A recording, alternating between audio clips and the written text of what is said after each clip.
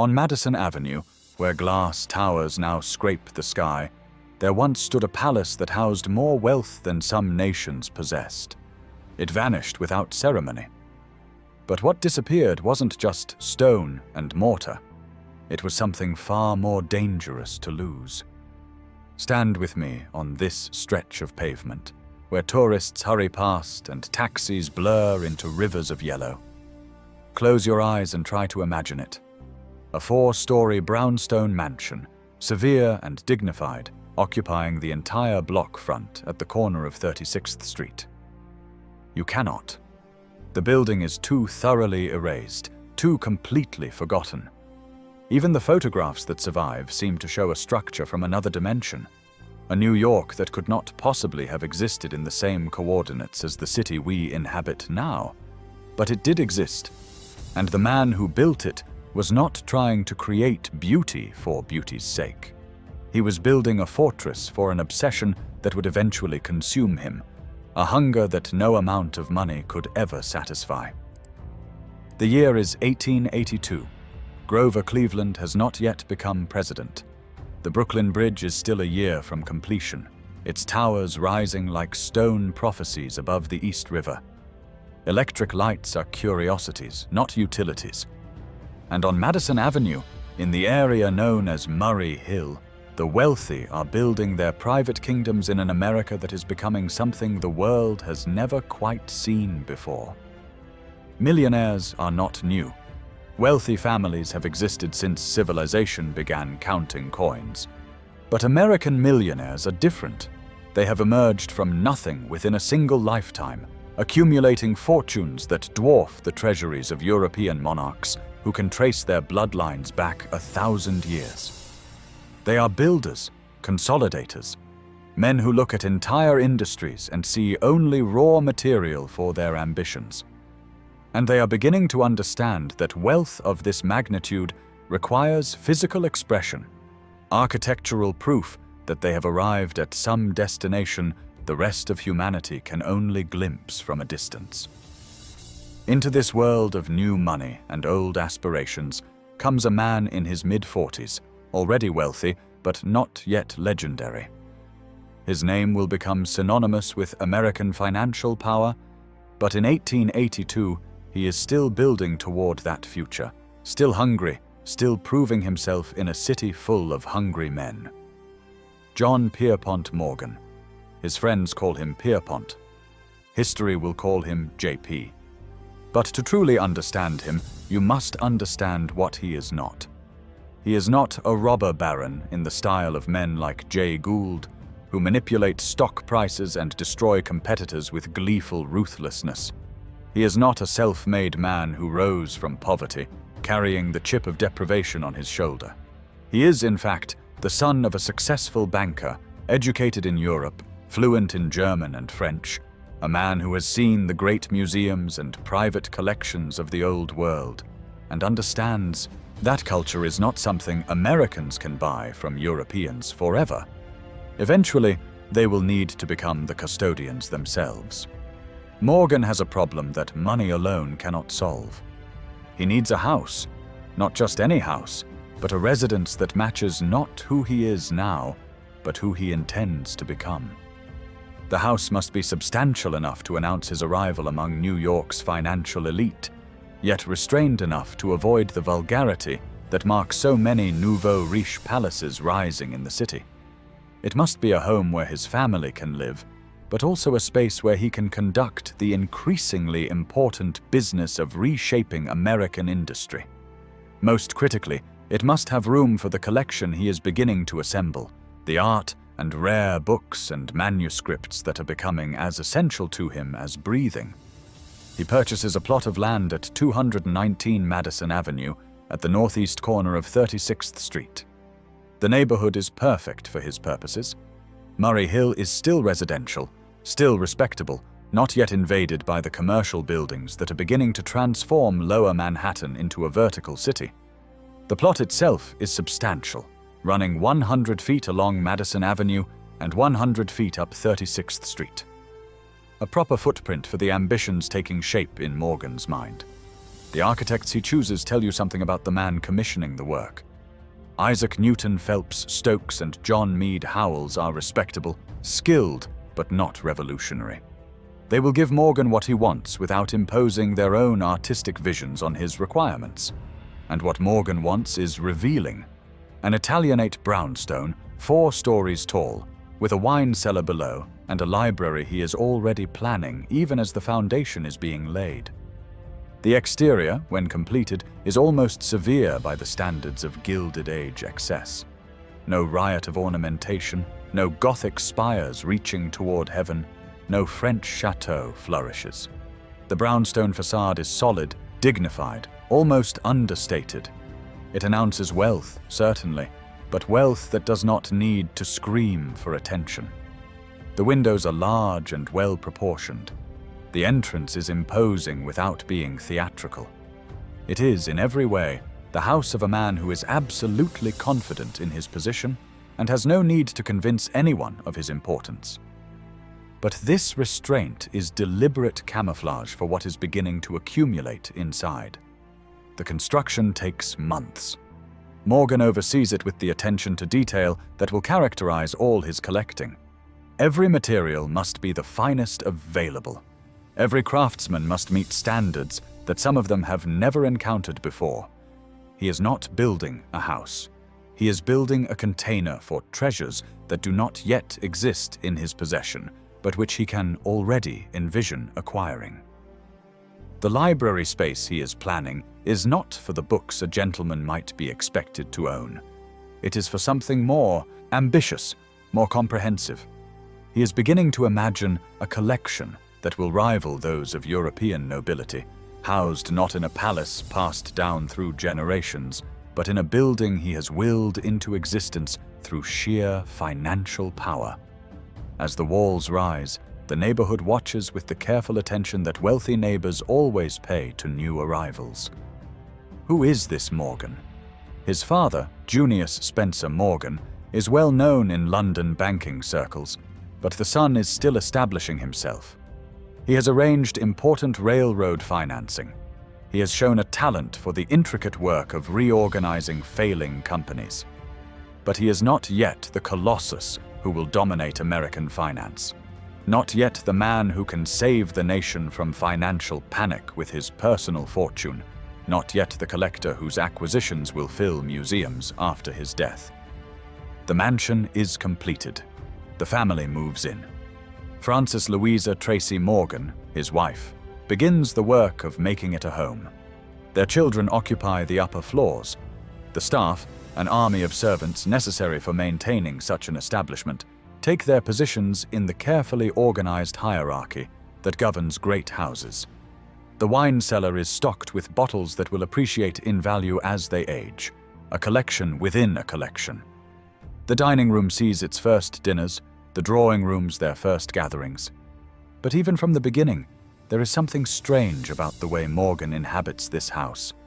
It is less a home than a headquarters, less a place where a family lives than a vault where treasures are beginning to accumulate. He walks through rooms filled with furniture and paintings, but his mind is already elsewhere, already cataloging the next acquisition, the next manuscript, the next object that will fit into the grand design taking shape in his imagination. The library space on the first floor begins to fill, not with novels or poetry or the sorts of books that might decorate a gentleman's study. Morgan is buying rare manuscripts, illuminated medieval texts, first editions of works that changed human thought. Each purchase is not just a possession, but a piece of human cultural history, a fragment of civilization that he is gathering under his personal protection. The collection grows faster than the space available. Books stack on tables, waiting for proper shelving. Manuscripts arrive in packages that he opens himself, unwilling to trust even careful servants with the first viewing of treasures he has pursued across continents. The house on Madison Avenue has been built, but already, barely occupied, it is proving inadequate for the man who commissioned it. The obsession he thought he could contain in a library is expanding beyond any room's capacity. The hunger that drove him to build is not satisfied by possession. Each acquisition creates the need for the next one. Each treasure demands companions. Each manuscript whispers of others still waiting to be found. And so the mansion, barely a decade old, is already becoming a problem its builder must solve. The solution, when it comes, will be more revealing than the house itself. Because Morgan is beginning to understand something about his relationship with beauty and culture, and the artifacts of human achievement. He does not just want to own them. He wants to preserve them forever, to create something that will outlast his own mortality. The house was for living. What he needs now is something for eternity. And eternity, he is beginning to understand, requires something more than just stone and mortar. It requires purpose beyond himself. 20 years pass like water through fingers. The brownstone mansion on Madison Avenue ages into respectability, its rooms accumulating the patina of family life, the slow accretion of memories. But inside those walls, a different kind of accumulation is occurring, one that will not be contained by architectural boundaries. By 1902, J.P. Morgan is no longer the ambitious banker building his reputation. He is the most powerful financier in America, perhaps in the world. His name alone can move markets, steady panics, remake entire industries. He has reorganized railroads, formed United States Steel, assembled an art collection that European museums envy. And his library, that first-floor room he planned so carefully 20 years ago, has become hopelessly inadequate. The books overflow their shelves. Manuscripts stack on every horizontal surface. Illuminated medieval texts, first editions of works that changed human thought, letters written by hands that shaped history, all crowding against each other in a space designed for a gentleman's library, not a cultural archive. Morgan paces through the rooms of his mansion and understands what he has known for years but refused to acknowledge. He needs more than additional shelving. He needs a separate building, a temple for what he has gathered. The plot of land adjacent to his house, running along 36th Street toward Park Avenue, offers the solution. Morgan acquires it methodically, purchasing the brownstones that occupy the space, preparing the ground for something unprecedented in private American architecture. He is not building another room, he is building a monument. For the architect, Morgan does not choose the most fashionable or flamboyant name available. He chooses Charles Follen McKim of McKim, Mead, and White. McKim is known for restraint, for classical proportions, for buildings that speak of permanence rather than novelty. More importantly, McKim understands what Morgan wants without needing excessive explanation. A structure that will outlast them both, that will house treasures as though they were always meant to rest there, that will make beauty serve preservation rather than display. The instructions Morgan gives McKim are precise and revealing. He wants a gem, not a palace, not a monument to his ego, but something small, perfect, eternal. He tells McKim to study the Italian Renaissance, particularly the villa architecture that housed the collections of Medici princes and papal families. He wants Tennessee marble for the exterior, that pale stone that will weather into something between cream and gold. He wants the building to sit behind a bronze fence, separate from the street, protected, but not hidden. What McKim designs is astonishing in its restraint. The building occupies a footprint of only 117 feet by 50 feet, smaller than many wealthy homes being constructed in the neighborhood. 3 stories tall, but compact, intimate even. The exterior is so simple it borders on severe. Smooth marble walls, a central entrance flanked by sculptures, rectangular windows that admit light without calling attention to themselves. No Gothic flourishes, no French chateau ornamentation, no attempt to overwhelm the viewer with scale or decoration. But this simplicity is calculated theater. The building's power comes from what it promises rather than what it displays. The marble gleams with a quiet radiance. The proportions achieve a balance that satisfies without overwhelming. The bronze fence surrounding it suggests that, What lies inside requires protection. That casual access would be inappropriate for treasures of this significance. Construction begins in 1902 and will continue for 4 years. The timeline reveals Morgan's priorities. He oversees every detail with the same attention he applies to banking deals worth millions. The marble is quarried in Tennessee, each block inspected before shipment.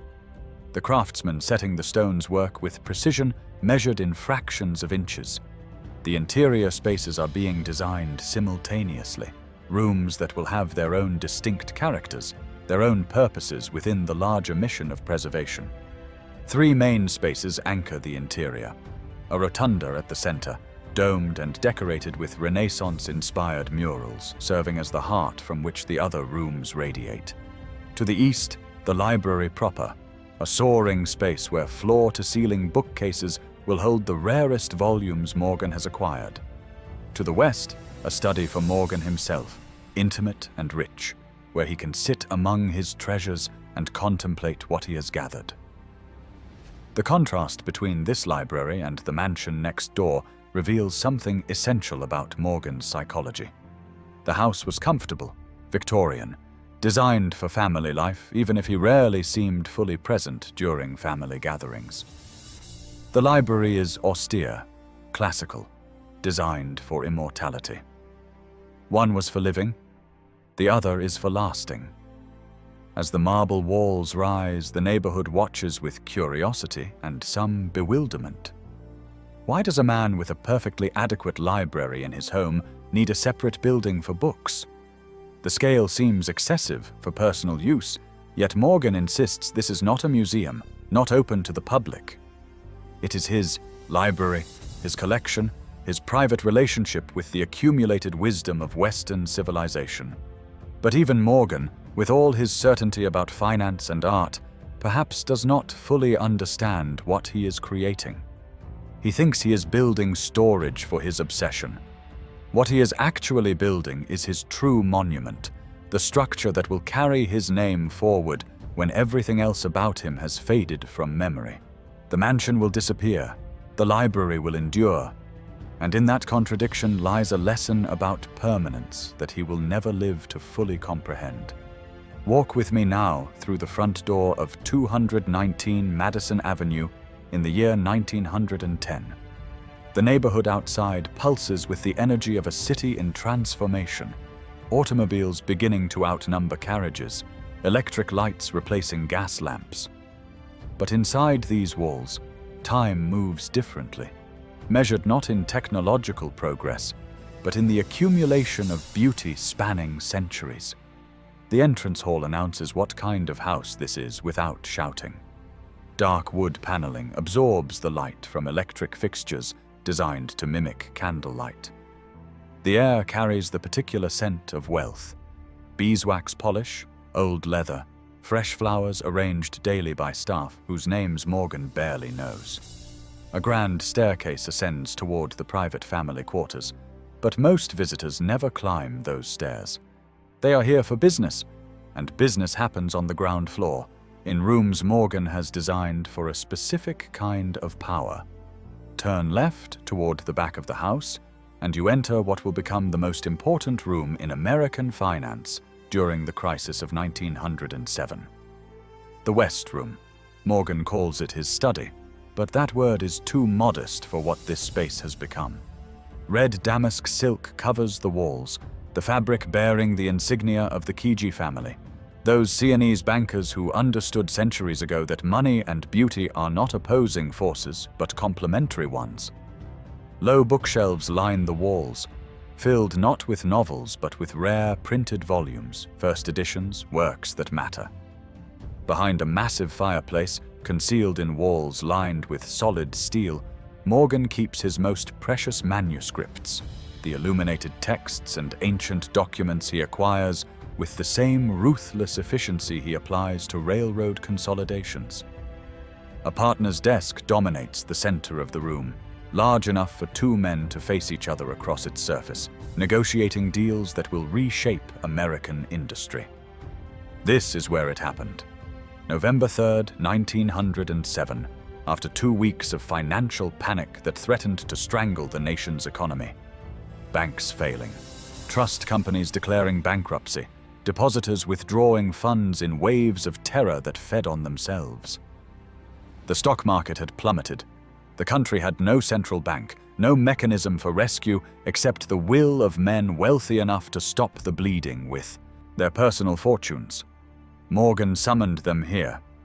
The presidents of every major bank and trust company in New York City gathered in this room with its red silk walls and Renaissance paintings. He locked the doors. Not metaphorically locked, actually locked, trapping them inside until they agreed to a solution. Through the night they worked, Morgan playing solitaire in the corner while his lieutenants hammered out the details, occasionally calling for his judgment on some disputed point. At 4 in the morning, he presented them with a pledge. Each would commit funds, millions of dollars, to stabilize the failing institutions. Each would sign or the doors would remain locked. They signed. The panic ended. The nation was saved by a private citizen conducting business in his private study. The irony was not lost on those who feared Morgan's power, but neither could they deny its effectiveness. Move through the house, and every room tells a similar story of beauty conscripted into service. The drawing rooms meant for entertaining contain paintings by European masters, works that would be at home in any major museum. Not the flashy names that other millionaires collect to announce their arrival, but deeper choices, pieces that reveal a sophisticated eye trained by years of European travel. The paintings hang in arrangements Morgan himself approves, their positions adjusted until the relationships between them satisfy some internal logic only he fully understands. The dining room could seat 24 guests at a table set with china and crystal worth more than most families earn in a lifetime. But Morgan rarely entertains at this scale. He prefers smaller gatherings, intimate dinners where conversation can focus on matters of substance rather than social performance. His wife Frances handles the social obligations when necessary, but the house feels less like a stage for society theater than a workshop where important work happens to be surrounded by beautiful objects. Upstairs, the family occupies rooms that are comfortable but not particularly innovative. The children grew up in this house without ever quite feeling it belonged to them. It was always their father's domain, filled with his obsessions, organized around his priorities. The servants move through a parallel house of back stairs and service corridors, maintaining an operation that requires constant attention but must remain invisible to guests. Yet even with 45 rooms and 12 bathrooms, even with wine cellars below and family quarters above, the house is failing at its primary mission. The collection has outgrown the architecture. Manuscripts stack on every horizontal surface. Art objects crowd against each other. The steel vault behind the fireplace in the West Room can barely contain what Morgan continues to acquire. He paces through these rooms and feels the walls pressing inward, feels the inadequacy of even this substantial structure to contain what he is gathering. The mansion is a paradox. It houses treasures that kings would envy, yet it cannot house them adequately. It is the residence of the most powerful financier in America, yet it feels too small for his ambitions. It is a home where a family lives, yet it functions primarily as a vault and a headquarters. The library next door, that white marble temple McKim is building, represents Morgan's acknowledgement of what he has known for years. Beauty of this magnitude requires more than a mansion can provide. It requires immortality. And immortality demands something this house, for all its grandeur, cannot offer. It demands purpose beyond one man's pleasure, beyond one family's occupation. The mansion serves Morgan. The library, when completed, will serve something larger. That distinction will determine which building survives and which disappears. To understand the mansion on Madison Avenue, you must first understand the man who inhabited it. Not the public figure, the Zeus of Wall Street whose name could move markets and steady panics. The private man, the strange, contradictory creature who lived inside those brownstone walls. J.P. Morgan was physically imposing. 6 feet 2 inches tall, broad-shouldered, built like someone accustomed to physical labor rather than ledgers and negotiations. His eyes were piercing, intense, capable of holding a gaze until lesser men looked away. Those eyes were weapons in business negotiations. Morgan believed that a man who could not meet his stare, who could not shake his hand firmly, was not worth doing business with. Meetings where these tests were failed rarely lasted more than minutes.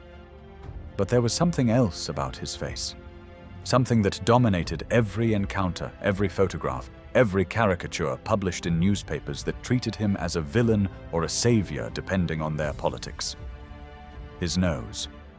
From childhood, Morgan suffered from rosacea, a skin condition that caused redness and visible blood vessels across his face.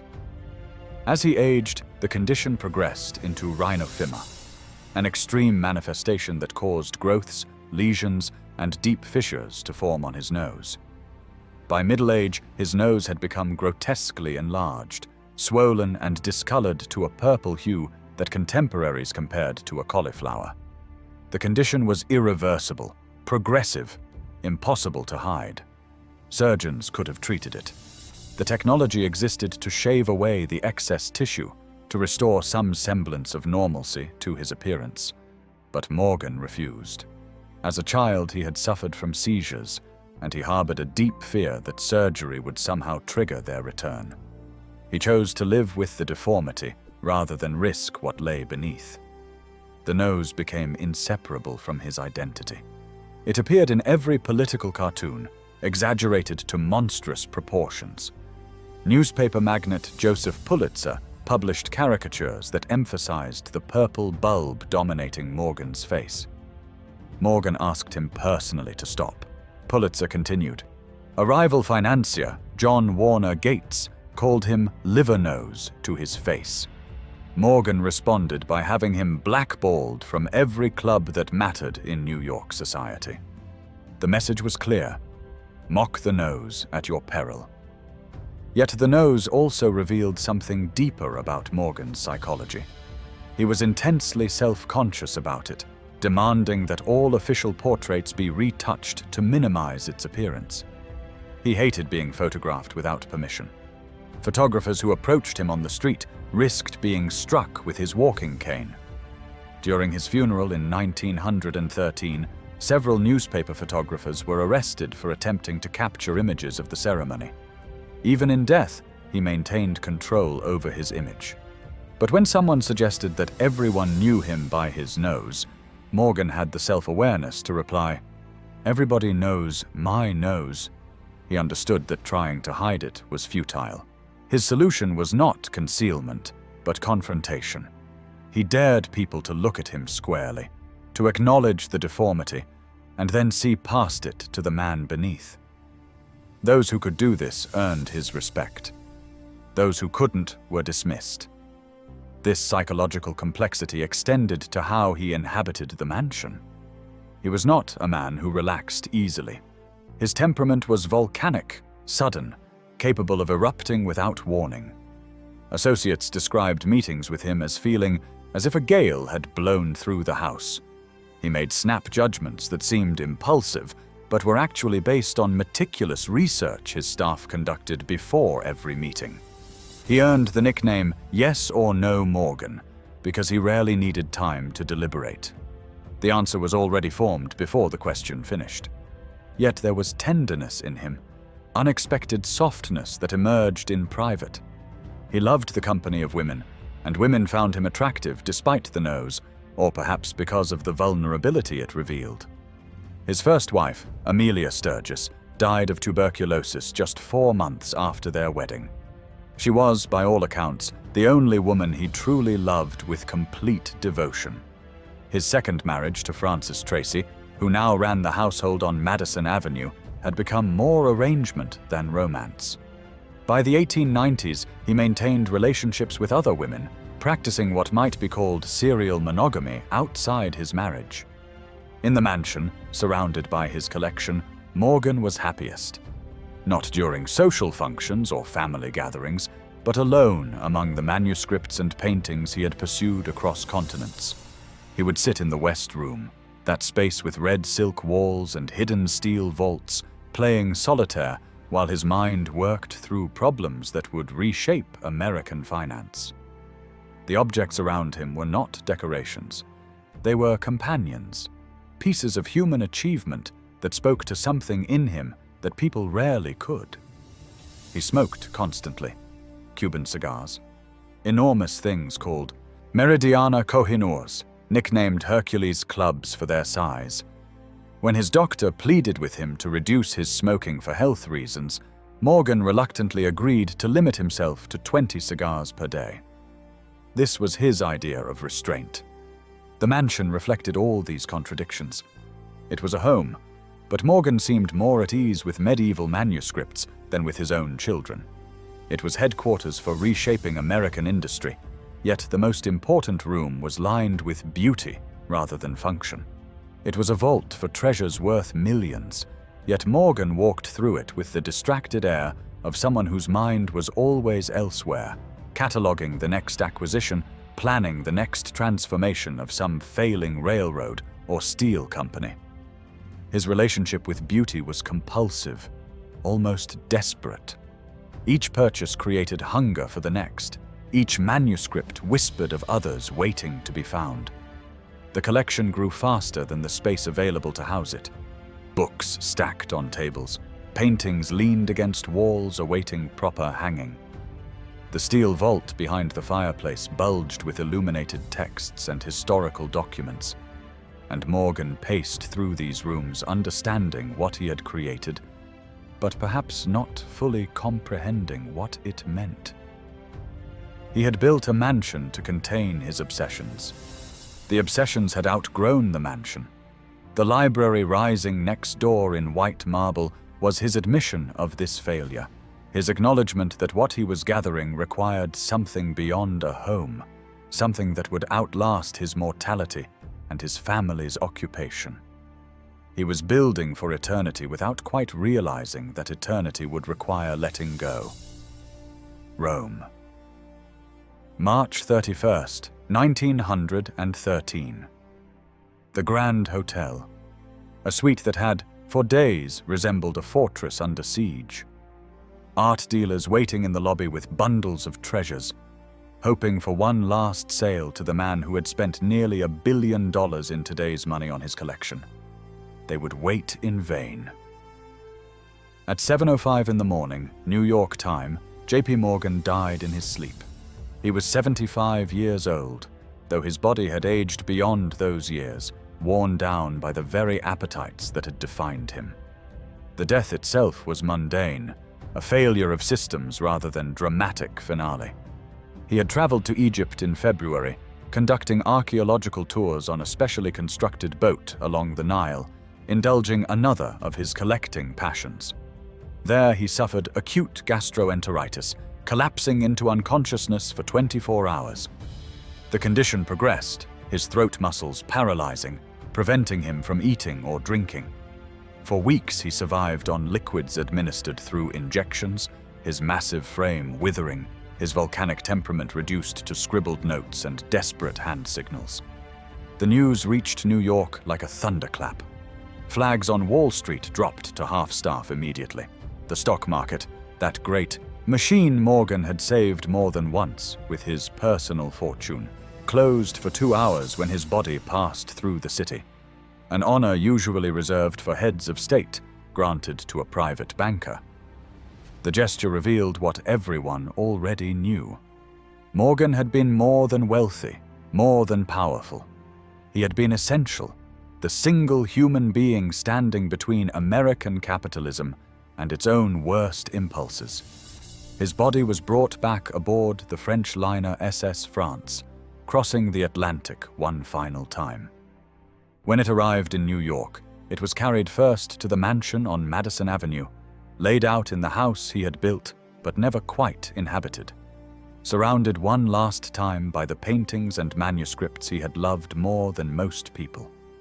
The library next door, that white marble temple, received his body the first night, his collection keeping vigil over its creator. Everything now passed to his son, John Pierpont Morgan, Jr., Jack, to family and friends. 45 years old, Harvard-educated, dutiful, competent, and absolutely nothing like his father. Jack had trained under his father and grandfather, learning the banking business with the thoroughness expected of someone born to inherit an empire. He became a partner at Drexel, Morgan & Company in 1892. When his father founded J.P. Morgan & Company in 1894, Jack took his place in the firm's hierarchy. He had done everything right, followed every expectation, prepared himself for this moment his entire adult life. But preparation and temperament are different things. Where his father had been volcanic, Jack was steady.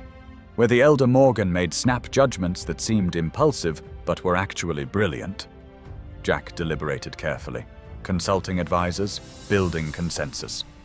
Where JP had possessed an almost supernatural ability to assess a man's character in seconds, Jack preferred written reports and documented track records. He was, by any reasonable standard, an excellent banker. But he was not a force of nature. The estate Jack inherited was valued at more than $50 million, approximately $80 million by some estimates. An unimaginable fortune, though rumors had circulated that Morgan's wealth would be far greater. The truth surprised many. For all his power, for all his ability to move billions through the financial system, Morgan's personal fortune was substantial, but not stratospheric. He had spent too much on art, on manuscripts, on beauty that could not reproduce itself. His true wealth had been his reputation, his connections, his ability to make things happen through sheer force of will. Jack also inherited the business, J.P. Morgan & Company, the most prestigious banking firm on Wall Street. He inherited the responsibilities, the expectations, the assumption that he would continue his father's role as the unofficial central bank of American capitalism. And he inherited a problem. The mansion on Madison Avenue. The house continued operating as though its master still lived. Servants maintained their routines. The wine cellar remained stocked. The West Room, where his father had locked bankers inside until they agreed to save the nation, stood ready for the next crisis. But something fundamental had changed. The animating spirit had fled. Without J.P. Morgan pacing through those rooms, surrounded by his treasures, the mansion became just a very expensive house. Jack already had his own residence at 231 Madison Avenue, the brownstone mansion his father had purchased for him in 1904. With 45 rooms and 12 bathrooms, it was one of the most impressive residences in New York. His wife Jessie and their children were established there. The family had no need for two massive houses on the same block. More significantly, Jack's priorities differed from his father's. He had inherited the collection, that vast accumulation of art and manuscripts, but he did not share his father's obsessive hunger for acquisition. He appreciated beauty, certainly, but he did not need to possess it the way his father had. Within months of his father's death, Jack began the process of dispersing portions of the collection to museums, particularly the Metropolitan Museum of Art, where his father had served as president. The library next door to the mansion posed a different question. That white marble building, completed only 7 years earlier, housed the core of his father's collection, the rare manuscripts and illuminated texts that represented decades of passionate pursuit. Jack understood that this building represented something beyond family possession. It was, whether his father had fully realized it or not, a public resource, a repository of human cultural achievement that happened to belong to one family. But for now, in 1913, the mansion stood. The staff continued their work. The paintings hung on their walls. The books lined their shelves. Everything maintained, everything preserved, everything waiting for decisions that Jack was not yet ready to make. The neighborhood outside was changing faster than the family could adapt. Commerce was creeping northward, following the money that had always been concentrated in lower Manhattan. Office buildings were rising where townhouses had stood. The character of Murray Hill was shifting from residential to commercial, from intimate to anonymous. The mansion, built for a specific moment in New York's history, was becoming an anomaly, a single-family palace in an area transforming into something else entirely. Jack Morgan was a practical man. He could see what was happening. He could calculate the costs of maintaining the house, the taxes on land now worth more for commercial development than residential occupation.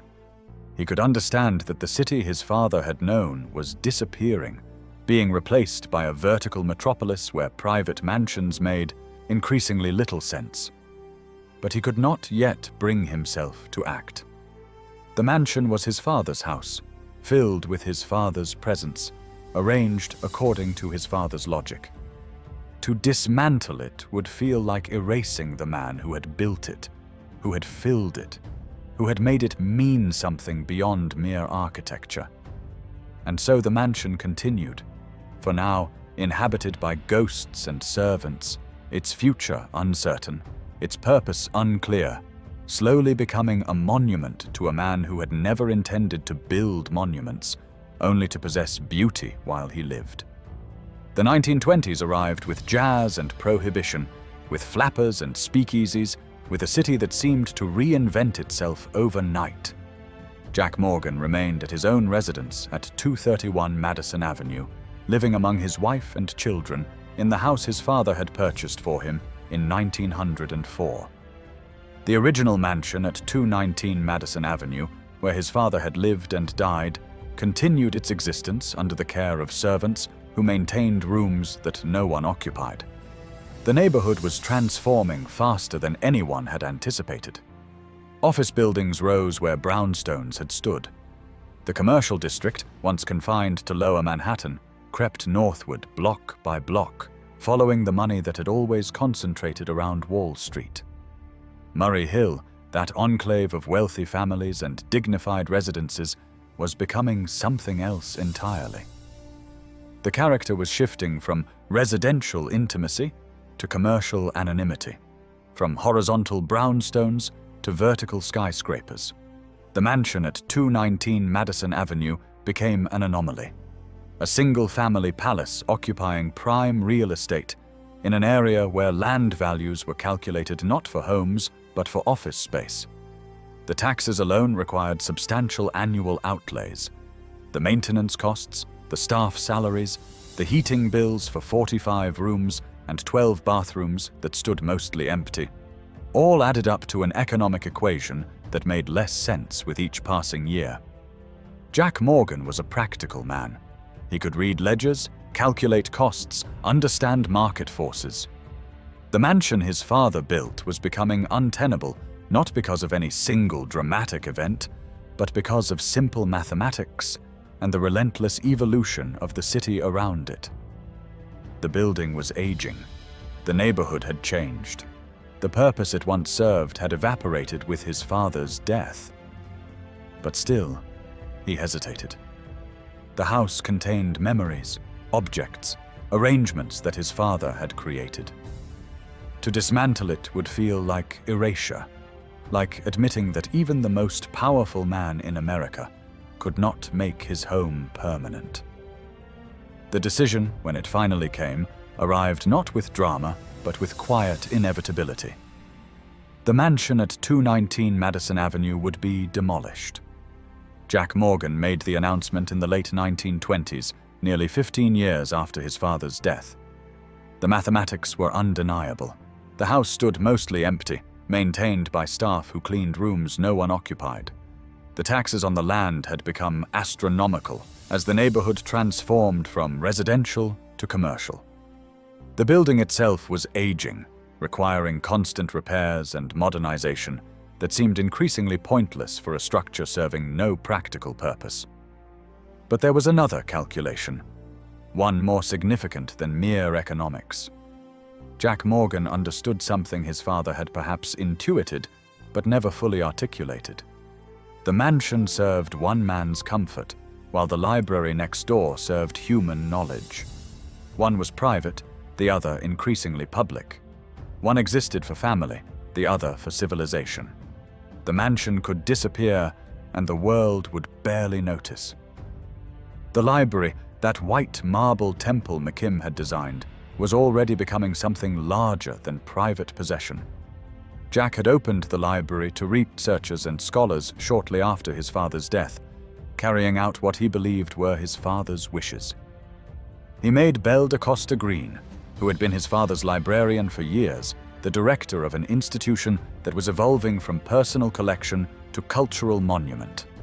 The rare manuscripts, the illuminated texts, the first editions, all the treasures his father had accumulated with such hungry determination, were finding their proper purpose not locked away but shared with people who could appreciate and study them.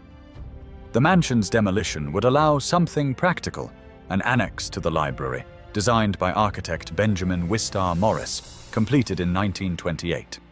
More space for the collection, more room for researchers, more capacity for an institution that was outgrowing its original boundaries. The mansion would be replaced by something useful, something that served the library's expanding mission. And so the decision was made. The house where J.P. Morgan had lived, where he had saved the nation during financial panic, where he had surrounded himself with beauty and played solitaire while reshaping American industry, would be torn down. No ceremony marked the choice. No public announcement mourned what would be lost. It was simply time. 1928. The year the wrecking crews arrived on Madison Avenue. The mansion at 219 Madison Avenue, where J.P. Morgan had lived from 1881 until his death in 1913, came down to make way for an annex to the library he had built next door. The demolition was methodical, efficient, lacking any ceremony that might acknowledge what was being erased. Workers dismantled the brownstone walls brick by brick. The roof came off first, exposing the upper floors to open sky. The family quarters where Morgan's children had grown up, where his wife Frances had managed the household, suddenly became visible to anyone passing on the street. The intimate spaces where private life had unfolded were transformed into a public spectacle of destruction, rooms stripped bare before disappearing entirely. The West Room, that space with red damask walls where Morgan had saved the nation during the Panic of 1907, where he had locked bankers inside until they agreed to stabilize the economy, was pulled apart piece by piece. The steel vault hidden behind the fireplace, that fortress within a fortress where he had kept his most precious manuscripts, was extracted and removed. The partner's desk, where he had conducted the most important business in American finance, was carried away, dispersed to some unknown location. The dismantling revealed the skeleton beneath the elegance. Load-bearing walls, brick structure, the ordinary construction materials that had supported such extraordinary moments. Without the paintings, without the silk wall coverings, without the accumulated beauty that had filled every room, the mansion became just another brownstone, being demolished to make way for progress. Where Morgan's bedroom had stood, where he had paced through sleepless nights contemplating railroad consolidations and art acquisitions, workers poured concrete for the foundation of Benjamin Wistar Morris's annex. The new building would be constructed from the same Tennessee marble as the library, designed to integrate seamlessly with McKim's original structure. It would house exhibition rooms and reading spaces, serving the public mission that the library had embraced after becoming a public institution in 1924. The speed was remarkable. What had taken months to build in the 1880s required only weeks to erase in 1928. The mansion simply vanished, its space absorbed by something deemed more useful, more permanent, more aligned with the library's expanding purpose. No photographs recorded the demolition as it happened. No crowds gathered to mourn what was being lost.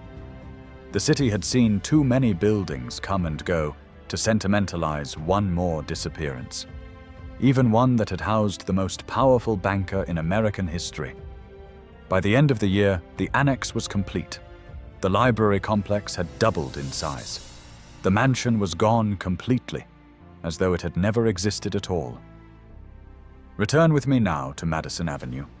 Stand where the mansion once occupied the corner at 36th Street. The brownstone palace where J.P. Morgan lived, where he saved the nation during financial panic, where he surrounded himself with treasures worth millions, has vanished so completely that even the sidewalk beneath your feet gives no hint of what once stood here. But turn your eyes to the building that remains. The white marble library that Temple McKim designed in 1902 still occupies its position behind bronze gates. The Tennessee marble has weathered to a warm cream color, absorbing over a century of New York sunlight and pollution. The building has aged gracefully, achieving the permanence Morgan perhaps sensed it would possess when he commissioned it. This is the Morgan Library and Museum, not a private collection anymore, not the personal obsession of a single man, but one of the world's great cultural institutions. Open to the public since 1924, when Jack Morgan transformed his father's library into a memorial and educational resource.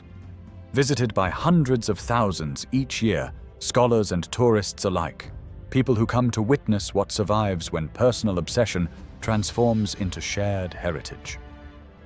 The collection has grown far beyond what J.P. Morgan accumulated during his lifetime.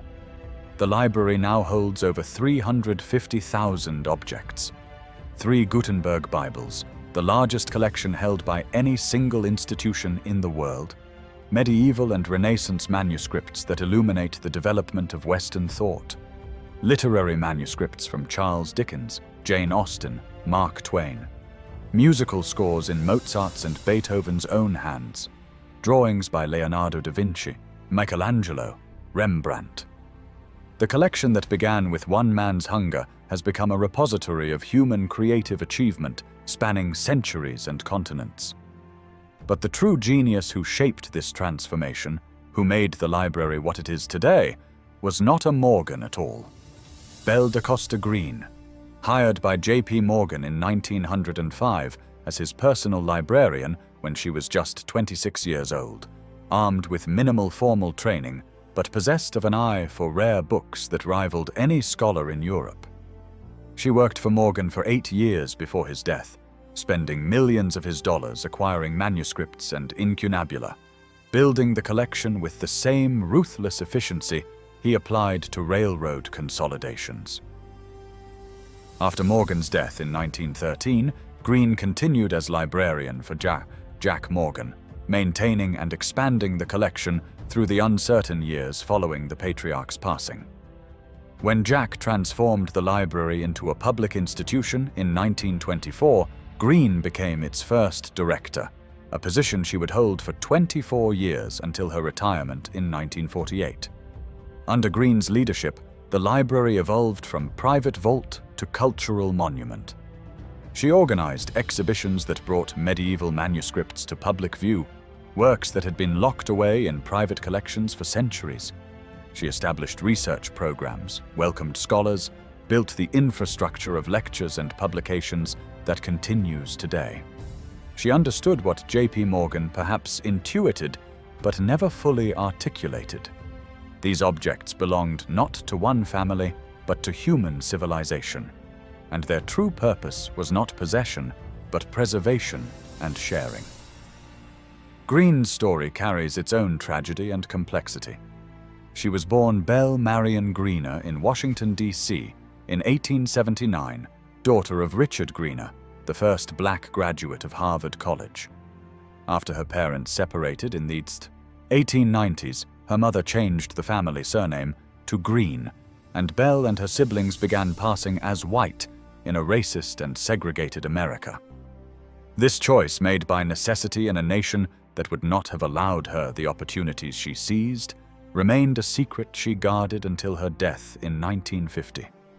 She destroyed her personal papers before dying, willing that aspect of her history into oblivion. But her professional legacy could not be erased. She transformed the Morgan Library from a rich man's private collection into an institution that serves scholarship, education, and public wonder.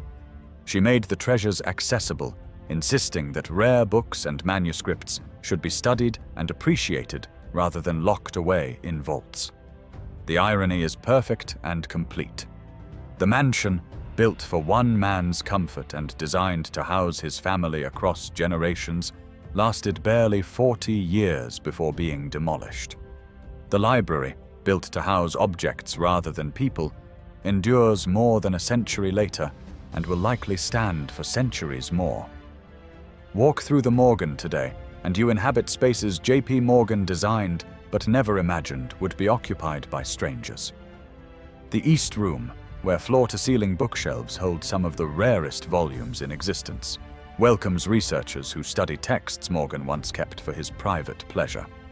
The West Room, his personal study where he conducted the most important business in American finance, now hosts visitors who marvel at the red damask walls and Renaissance paintings. The Rotunda, with its murals depicting the history of writing and printing, serves as a gathering space for people Morgan never knew and would never meet. The building has been expanded multiple times since the mansion's demolition. Benjamin Wister Morris's Annex, completed in 1928, where the mansion once stood. Renzo Piano's addition in 2006, glass and steel embracing McKim's marble, doubling the institution's size and creating new exhibition galleries, a reading room, a performance hall. The Morgan has grown organically, each generation adding what it needs, while preserving the core that Morgan and Green created. The collection continues to expand. Literary archives, musical manuscripts, ancient cylinder seals, contemporary drawings.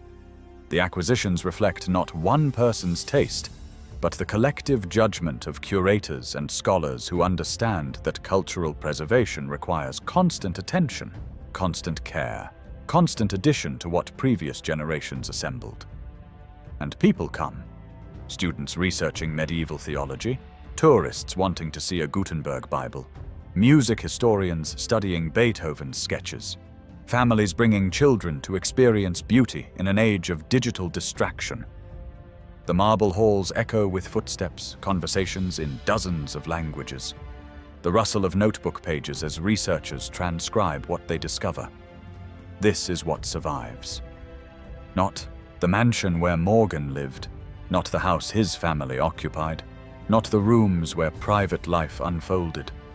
What survives is what he gave away, what he allowed to become larger than himself, what Belle de Costa Green transformed from private obsession into public resource.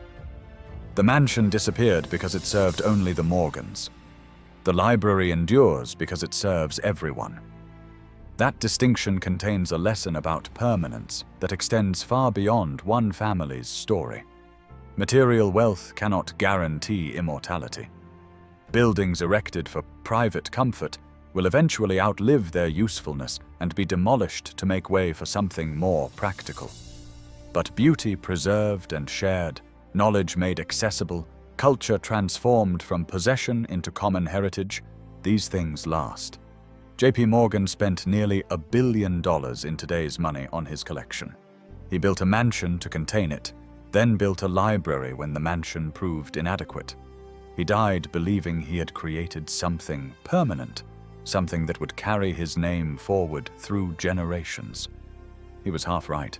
His name endures, but attached to the building he loved less, the library he visited rather than the house he inhabited.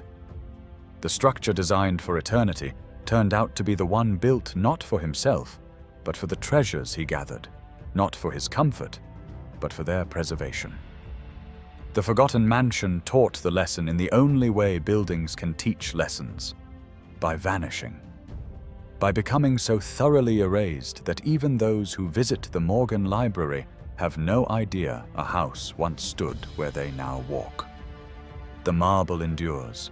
The brownstone disappeared. And in that contrast lies everything you need to know about what lasts and what fades, what matters and what merely occupies space until something more useful needs the ground it stands on.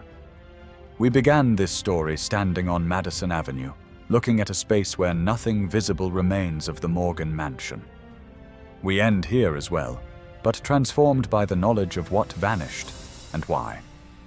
The forgotten mansion teaches us something uncomfortable about wealth and permanence. J.P. Morgan was, by any measure, one of the most powerful men who ever lived. He commanded financial resources that rivaled nations. He saved the American economy from collapse through sheer force of will and personal fortune. He accumulated art and manuscripts worth billions in today's currency. He built a mansion to house himself and his treasures, employing the finest materials, the most skilled craftsmen, surrounding himself with beauty that kings would envy. And none of it mattered. The mansion disappeared less than 50 years after its construction, demolished to make room for something more useful. The building where he lived, where he conducted the most important business in American finance, where he assembled one of the world's great art collections, erased so thoroughly that even photographs of it seem to show a Gansiam structure from another dimension. This is not a story about one mansion or one family. This is a story about the illusion of permanence that material wealth creates.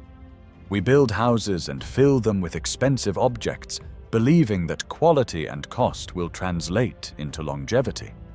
We imagine that our possessions will outlast us, carrying our memory forward through generations. We confuse the price we pay with the value that endures. But buildings exist in time, subject to forces beyond any individual's control. Cities evolve, neighborhoods transform, economics shift. What made sense in 1882 made no sense in 1928. A single-family mansion occupying prime commercial real estate became an absurdity the city could not sustain. The Morgan family could afford the maintenance costs, the taxes, the staff required to keep the house functioning. But they could not afford the larger costs of maintaining something without purpose in a world that had moved on. The library survived for precisely the opposite reason. It had purpose beyond family, beyond one man's comfort or pleasure. McKim's white marble building housed not just objects, but human knowledge, cultural heritage, the accumulated wisdom of centuries. When Jack Morgan opened it to scholars and researchers, when Belle de Costa Green transformed it from private collection to public institution, they gave the library something the mansion never possessed, a reason to exist that transcended the Morgan family's needs or desires. This is what lasts. Not what we keep for ourselves, but what we share. Not what serves our comfort, but what serves purposes larger than individual pleasure. The mansion was built for J.P. Morgan. The library, whatever his original intentions, became something built for everyone. That distinction determined which building stands today and which disappeared without ceremony. Consider what this means for the houses we build, the possessions we accumulate, the legacies we imagine we are creating. We work our entire lives to acquire objects and real estate, believing that these material achievements will be our monument, our proof that we existed and mattered. But the Morgan Mansion reveals the truth. None of it guarantees permanence. The most powerful banker in American history, a man who could move markets with a word and save nations with his fortune, could not make his home immortal. What survives him is not what he kept, but what he allowed to become larger than himself. The library endures because Green made it serve scholarship. The collection grows because curators continue adding to what Morgan began. The building welcomes hundreds of thousands of visitors each year because it offers them something beyond the voyeuristic thrill of seeing how a rich man lived. It offers them connection to human achievement, access to beauty and knowledge that belongs to everyone rather than one family.